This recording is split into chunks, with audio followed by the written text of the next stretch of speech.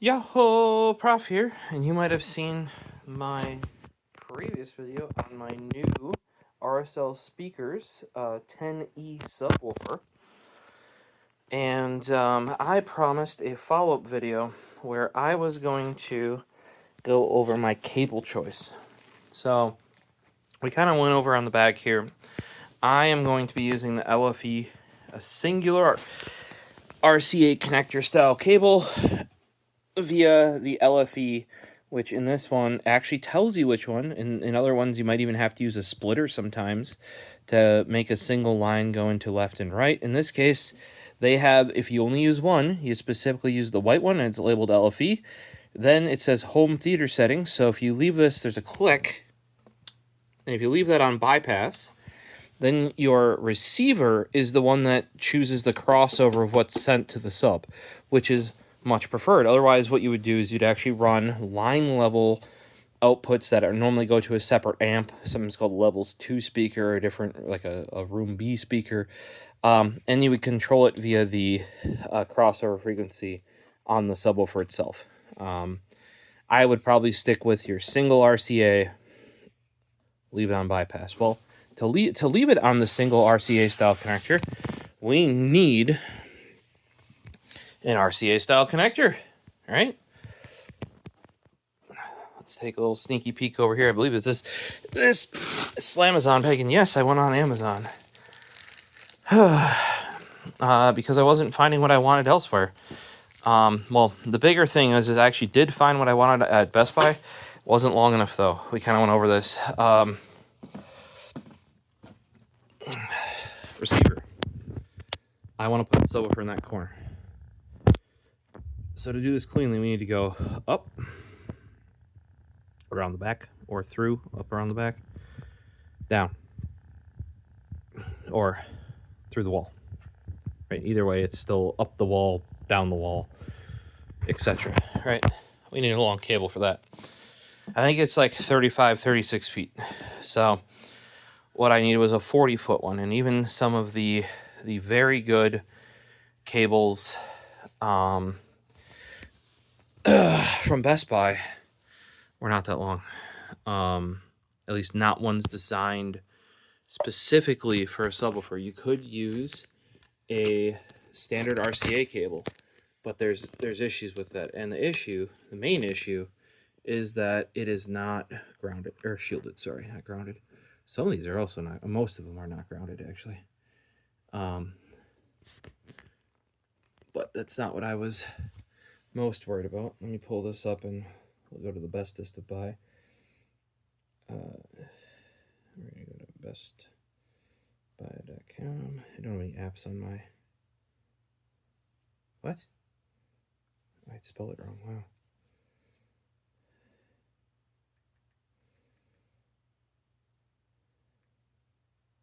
Apparently, Best Buy with 2 T's is sketch as fuck. Subwoofer cable. So back in the day when, if you watch my previous unboxing of this, we have a tipping camera for whatever reason. Don't know. I'll put the arm up. I don't care if the clip.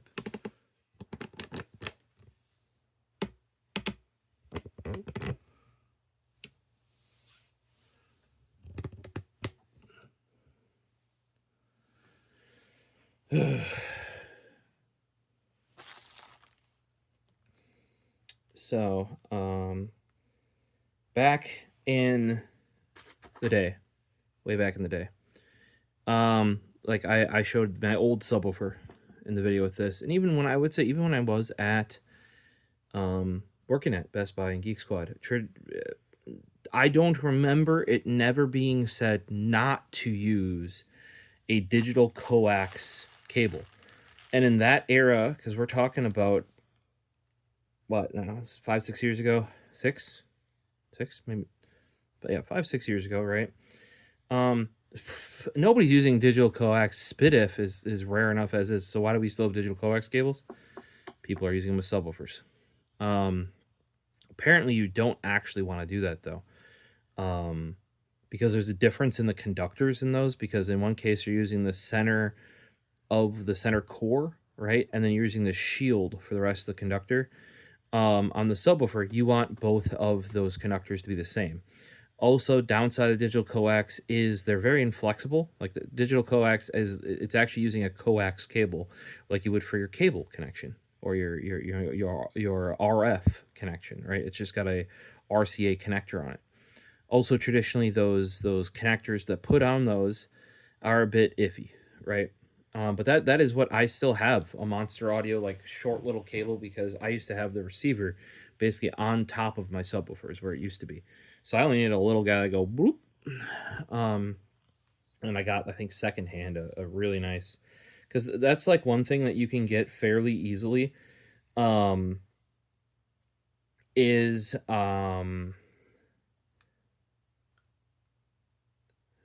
you can get very nice cables secondhand at like St. Vincent de Paul or like secondhand shops like that. What's the big one? Starts with a G. Goodwill. Stuff like that. You can get them there, or at people buy them and then they'll like throw stuff over it, or get rid of all their hi-fi because they broke up with their husband or somebody moved out, you know, like that sort of shit, right? So you at least back in the day, you could get some pretty good cables, analog cables as secondhand fairly easily. So that's how I got that. But they say don't use digital coax anymore. Besides it's annoying because you actually do have to give your power supply, like it's not very flexible, or you kink the wire, which bad. You want them to be the same conductors, right?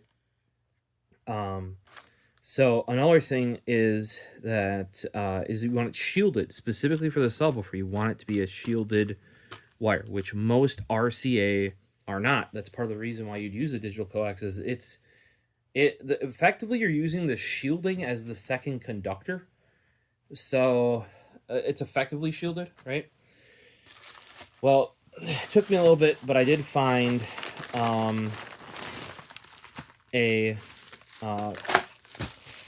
like they have some stuff. A lot of the stuff that you're going to find on Amazon either won't be shielded, is going to be shit quality, etc. Right? So the other thing is I needed a 40-foot cable. Right? Well, we measured. It was like I measured was a 35 to 36-foot cable. So you could get quality cables from Best Buy. Here's an Audio Quest. It's $60 for a 6-foot. You want a 40-foot, 39.3 foot, $159.95. Now I'm sure that would work perfectly well, right? And it does have the little grounding prongs, which I have and am going to use, but just indirectly is what's going to happen there. Nitrogen injected insulation, yada yada yada. They have a lot of bullshit here, right? Also, when I choose the 39-foot one, it still says 16.4. Yeah, a lot of this sort of stuff only gets sold or bought when people are doing in-home installations, because, and not because of the fact that you are supposed to try and upsell them and stuff like that, but often, like, if they need this properly installed and they want the subwoofer in the back, much like I do, this is the only cable that Best Buy offers that'll do it properly, right?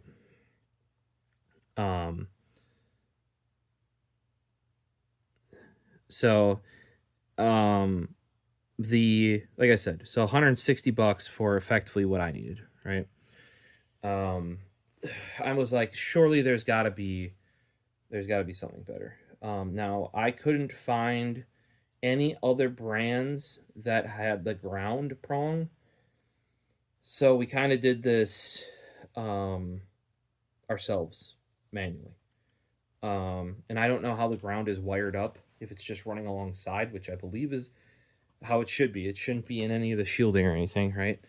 The ground pound should just be run if it's anything like a phono preamp on a turntable, where you have a ground with your RCAs, right?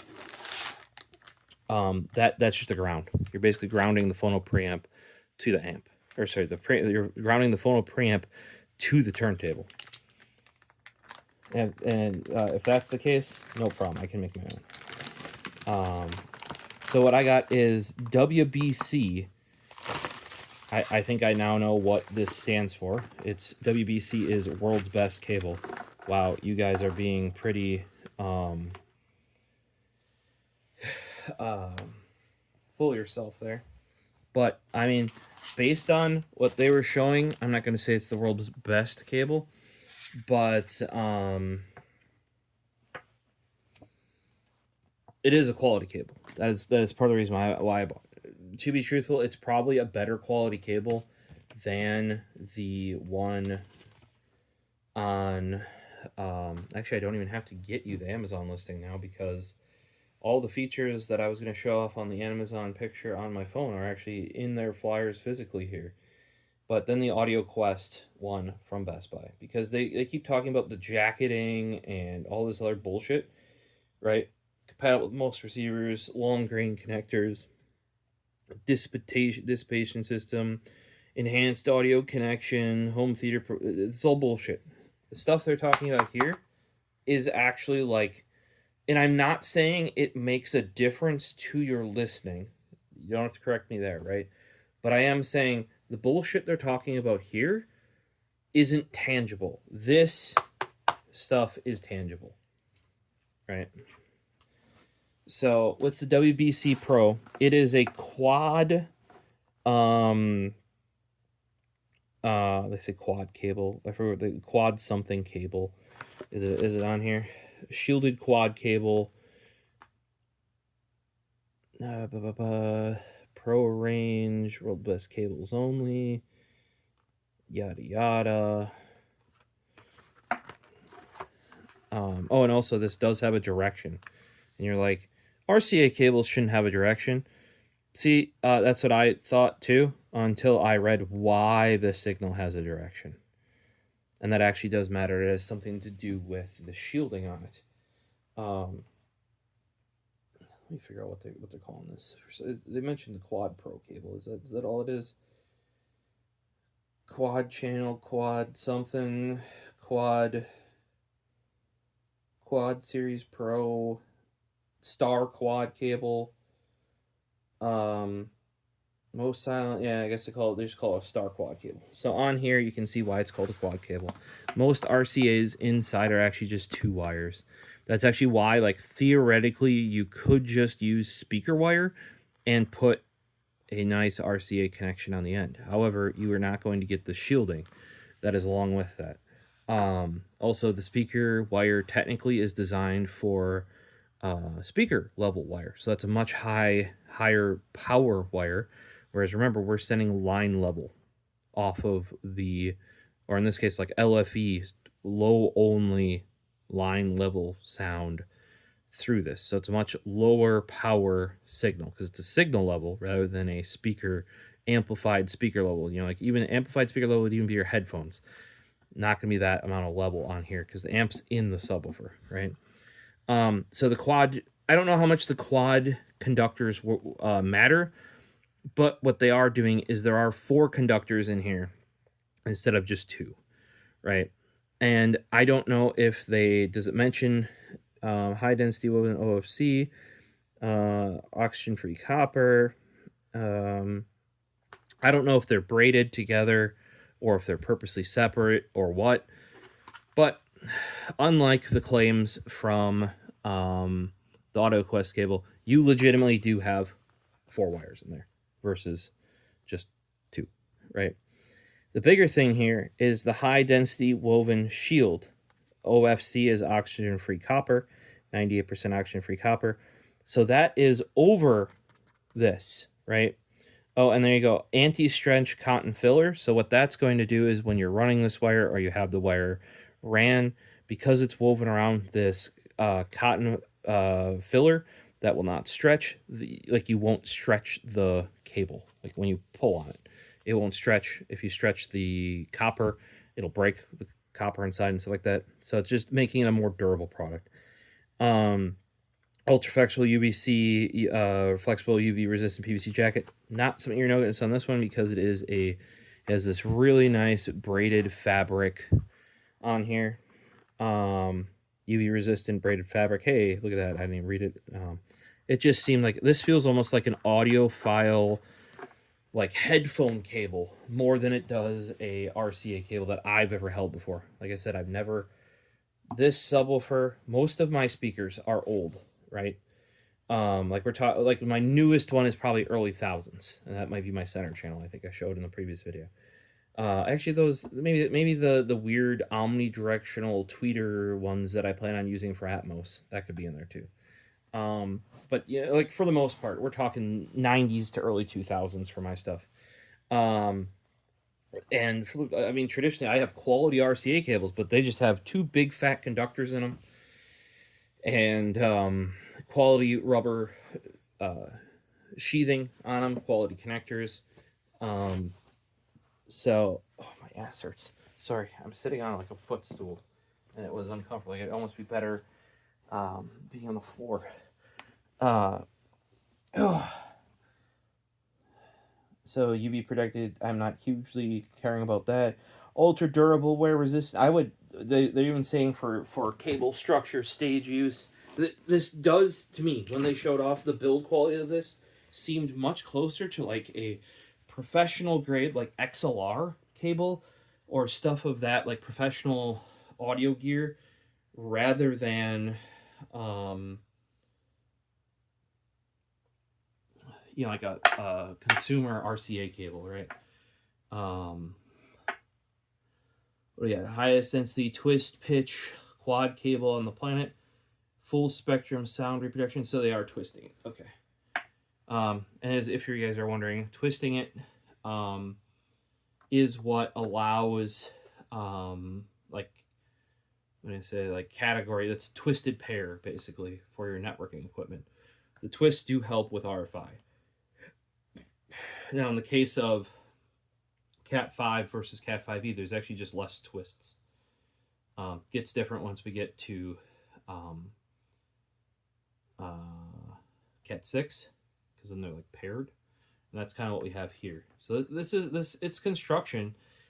Like if we start going into digital sound rather than analog sound, you'd use shielded twisted pair, and this is kind of constructed similar. That's where I'm saying, like, I'm not going to go out there and tell you that this construction of this cable is a better construction for sound quality and yada yada. I'm just going to say that this construction is a better construction. Unlike AudioQuest, where they're like, oh, we like nitrogen molded the connectors on. I mean, quality audiophile connectors are actually like this. They're metal. They're probably soldered on or crimped on. So that's something there. Best ultra, what is it? Something on the planet. Noise and microphonics free. Most durable quad. I mean, I don't know of many other quad cables on the market, but then they have Amphenol. And that was a big thing for me as well. And you're like, why does that matter? Amphenol, they're the ones that make the connectors. I have used Amphenol connectors. I think I'm saying that right. It's one of those words that you read and rarely say. I've used this brand connectors on a number of things. Like they're a quality. Like if you said Switchcraft, I know who that are too. Or I just went over it the other day with my XLR to 4.4 millimeter adapter. That was based on a. So I think it starts with an N.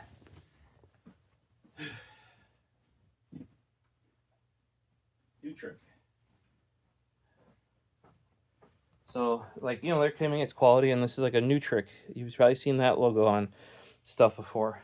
So I know Amphenol, they're claiming this is a quality cable.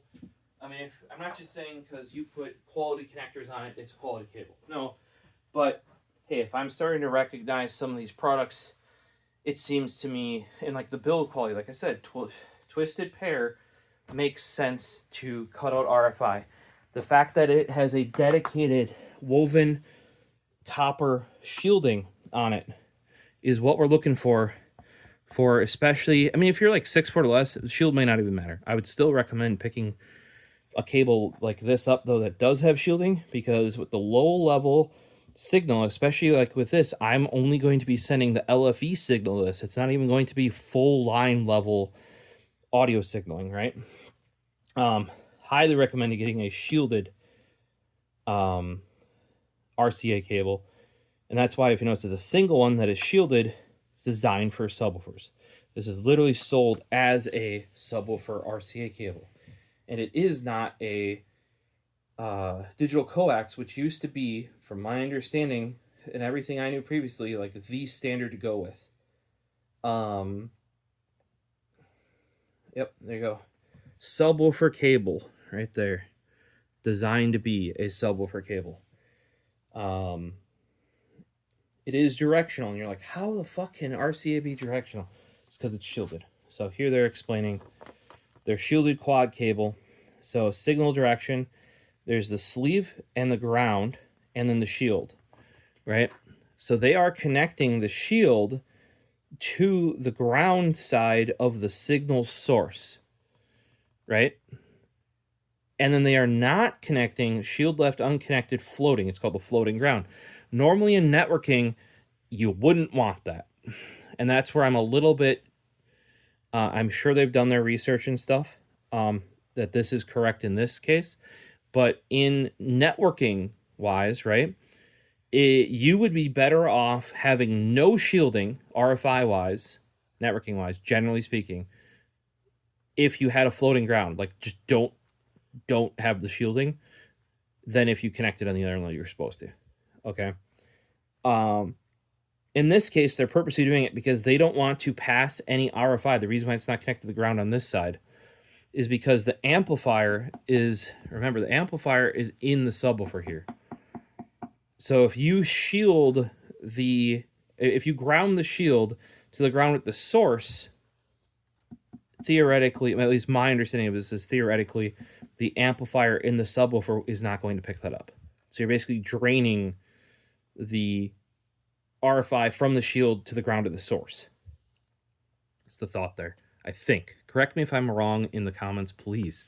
But that is my understanding. Like I said, when I saw floating around there, I was like, oh, what?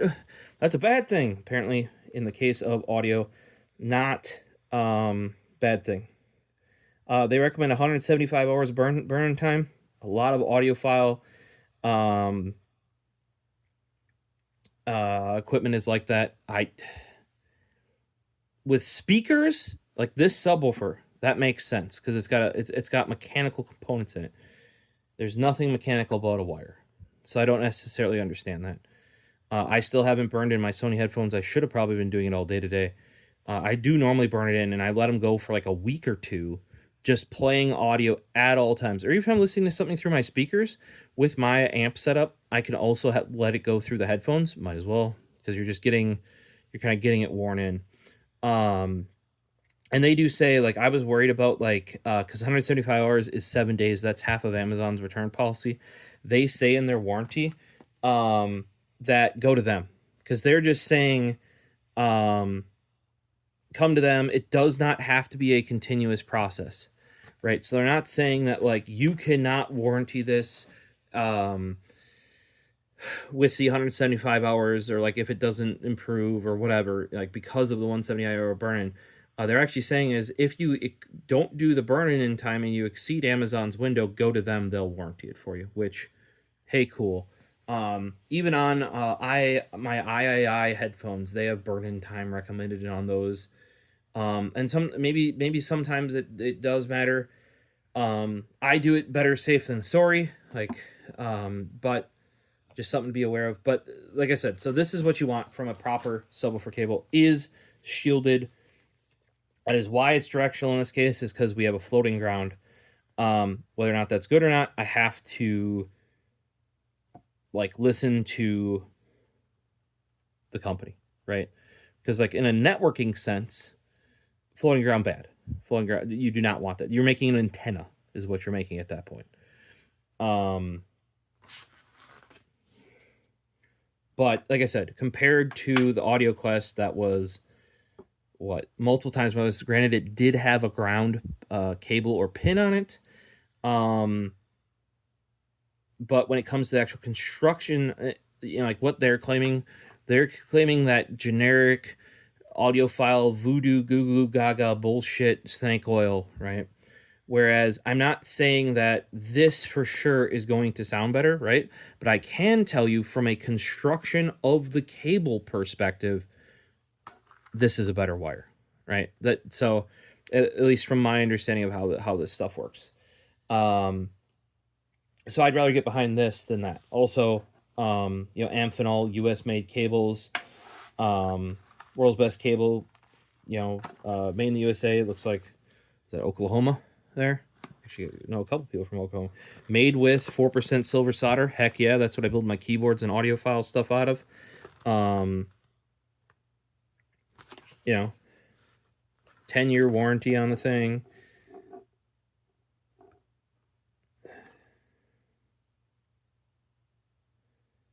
So it just seemed like when I saw this one pop up on Amazon, it was like $40.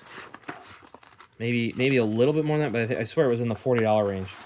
Fully reasonable, I think, for the quality of the construction. Unlike the Audio Quest, which, I mean, technically has the features you want, but the for being $160 for a 40-foot,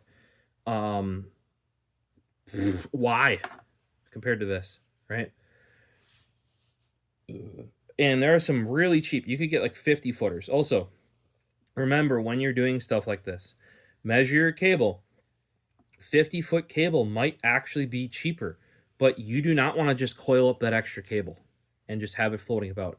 Now, the reason why I went an extra 5 feet is because right now I have to go over the wall, around the corner, down the wall. Maybe the subwoofer is like kind of next to my chair, behind my chair at the moment, which is a little bit further than where it's going to end up being.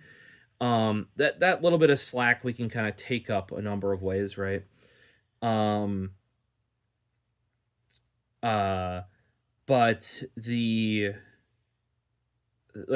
I measured like roughly, I think it was like a 36 foot. So that's why I went to 40, just to have a little bit extra.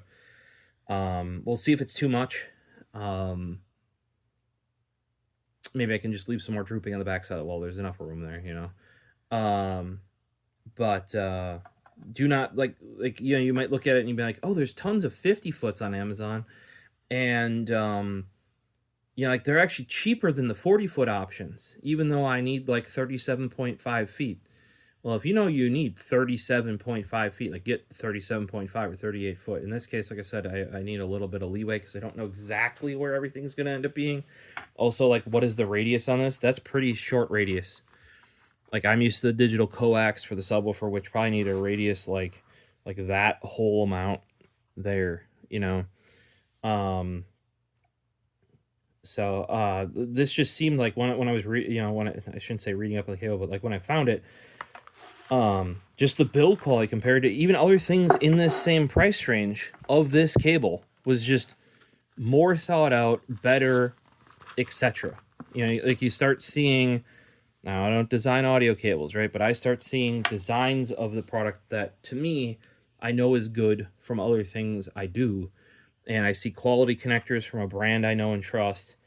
And these things are beefy AF. And that's why I picked that up. Now, I did still want to. I think we showed the manual here. Manual says the ground connector on here was for advanced setups or something like that. Well, I looked into that, and yes, because of the low line level signal that a subwoofer is, there's a reason why you would want to ground it that way. So we got another box here. I was looking for just generic speaker ground wire. And second result on Google was Crutchfield. And I know Crutchfield. Almost all of my car audio stuff has been done via Crutchfield. So I was like, heck yeah, I trust them. I know they're going to give me a quality product. I'm not even going to fuck around here. And I just picked up the stuff from them. Now, I just bought some extra connectors because it was free shipping after a certain amount. And I'd rather just buy another box of connectors than pay for shipping, personally. And looking online, the minimum spec for grounding, so I kept looking up, is like you'd find a lot of green cable. Green cable is not necessarily audio ground cable. Green cable is it's commonly used for ground. A lot of this, you might also use a 10 gauge wire for grounding network equipment. Like once I get my proper networking rack in, we do gotta ground that to the house.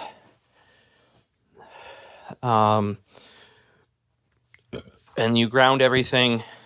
If you want your shielded connector, like we're running Cat 6A solid core shielded through here, because I spent way too much. Realistically, is that required? No. But I was having all these weird 10 gig issues back in the early days of me setting up 10 gig, and I'm like, fuck it. We're going to go with the best cable to make sure it's at least not the cable. So there, you like, okay, so, right, you shield your cable, right? In order for the shielding to actually matter, it has to be grounded on both ends, right? So you plug it into something that's grounded. However, you need to ground the thing you're plugging into, like a network switch or a computer. Computer then grounds to the case, which grounds to the power supply, or the motherboard, which grounds to the power supply. Well, when it comes to the other end of the network switches, they do have grounds. There's often holes on the side, just sort of like this guy with that exact logo, because that is a ground logo right there. And you actually have to screw them together with little ground straps to either the rack or to each other. Well, that is what kept popping up initially when I was looking for ground wire for running alongside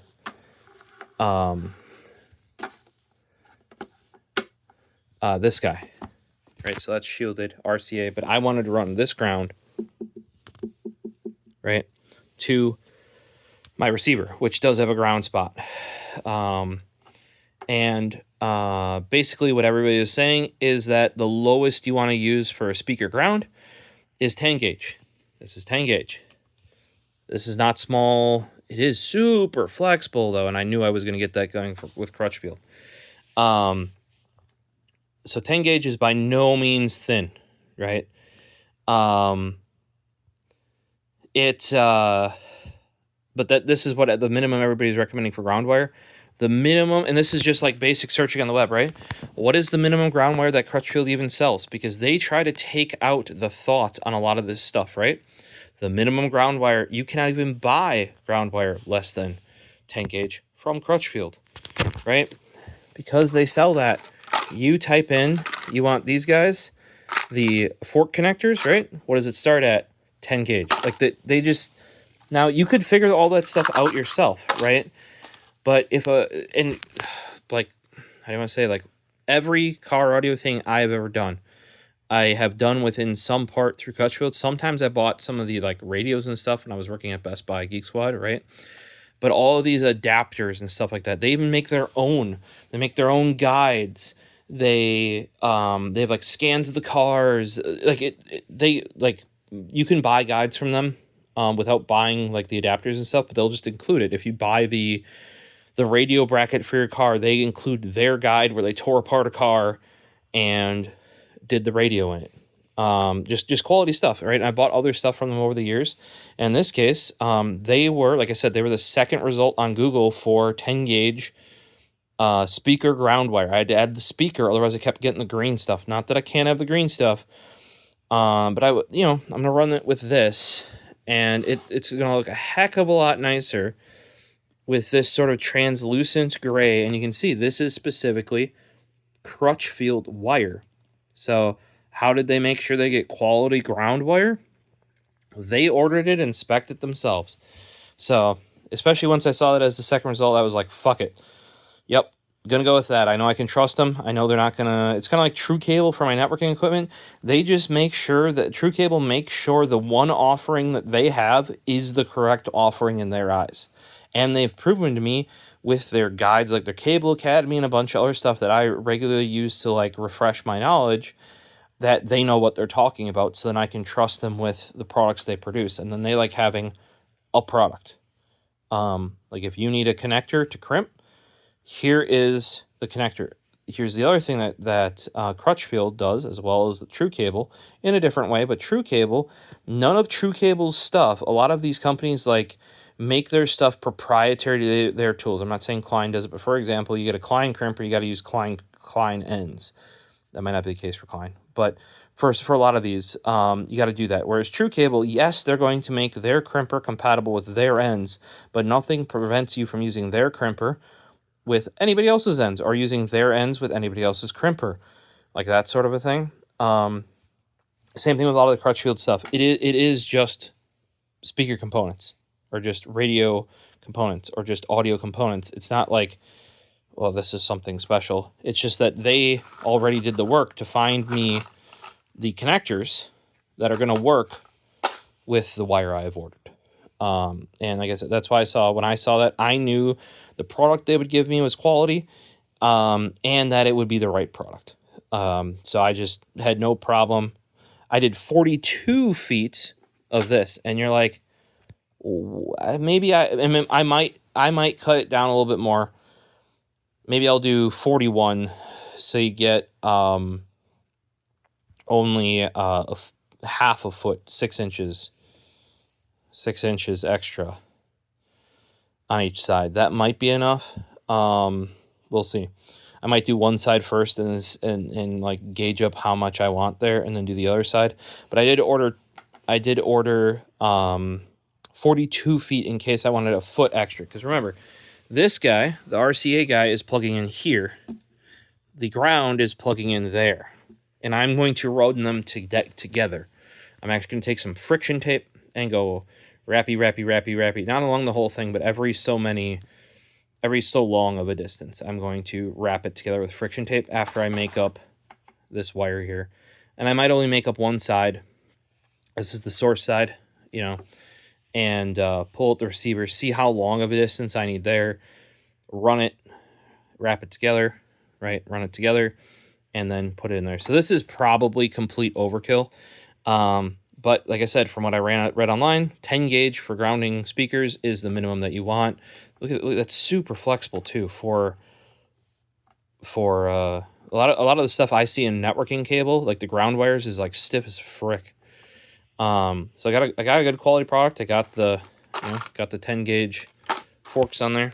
Put one on there. One goes to the home theater receiver side. And I'm gonna run this right alongside this guy, so then I can ground this to the receiver. And because it's not as low level as like a phono signal would be from a record player, but it is much the same, which is why on the Audio Quest, you actually saw effectively what I am doing. Built in, and not many other brands have it, but it's built right in to that cable, right? See, that is effectively what I'm going to be doing here. Now, I don't get if that little part coming off there is that short, ain't no way in hell it is making it from that RCA connector to that.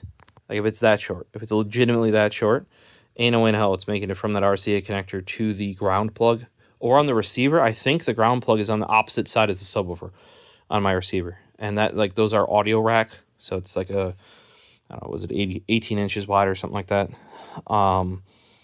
Ain't no way that little dongle making it. But most brands don't even have that, and that's what was like, okay, is that a thing I actually need or should have? It turns out, yes. It is not a bad idea to have that little ground prong there. And the reasons to me make sense as somebody who does do record player type stuff. Or like I do record I have my record players, and I know why they have them and why often the audio cables from the record players often have that prong along with them. It's because of the low signal strength of the signal coming from the head of the player before it goes into the phono amp. Similar thing here, and we're restricting it just to the LFE signals because the crossover is happening in the receiver versus with how I'm going to have it set up versus the older school way of running the sub, or if you're running more customized sub, would you be running like speaker 2 or level 2 or room 2, like line level out to here and use the crossover on the sub itself. Or with how this is configured, it's going to be super convenient to just have the receiver handle all of the LFE signal on its end. And like I said, what I'm going to run this probably is I'm going to go on the back of the receiver, see how much distance, like I'm going to plug the RCA cable into the subwoofer, see how much length. Paisley, really? That has been like that for months, and now you fall and you knock it all over. Like, you've literally climbed that for months. How did you just now knock it over? Kittens, I tell you. So, yeah, I'm going to plug that RCA in, and I'm going to figure out how much of this, I'm going to crimp one end on, figure out how much of this I need to get, like, enough distance on the receiver side, you know, or I might even, like I said, I might just do the whole foot, because that's on my current receiver. This should be able to last. It's just a subwoofer cable and a ground, right? So this should work with any subwoofer, any receiver. Not that I plan on replacing, especially the subwoofer anytime soon. It just came in, and as I showed you, I've had my other subwoofer for decades, literal decades. Not that I really had it wasn't good enough to have that long, but I did.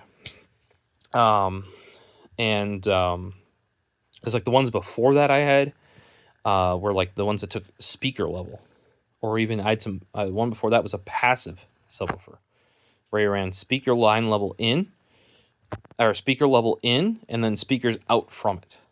That was like 2 prior to that. So like I want to design this in a way that like that room's going to be that way, and these wires are going to be where they are. Plug in anything to them, they'll work the way they are. And I was going to use cable ties like this, but then I remembered in cars, we tended to use, because of like rubbing and like that's actually cable ties are sharp. They purposely bite into it. What you actually want to use to wrap cables together, and you could actually wrap the whole thing the whole way. I don't know that that's necessarily needed here. We're just probably going to do like 3 wraps every 2 hand widths or something like that. What you actually want is this stuff here. Friction tape. 3M Temflex friction tape. 1755, specifically this stuff. Also, I use this for keeping remote doors on the remotes, because you just wrap it around. It doesn't get sticky. It does have like a little bit of a grip to it. Like it's very similar to hockey tape.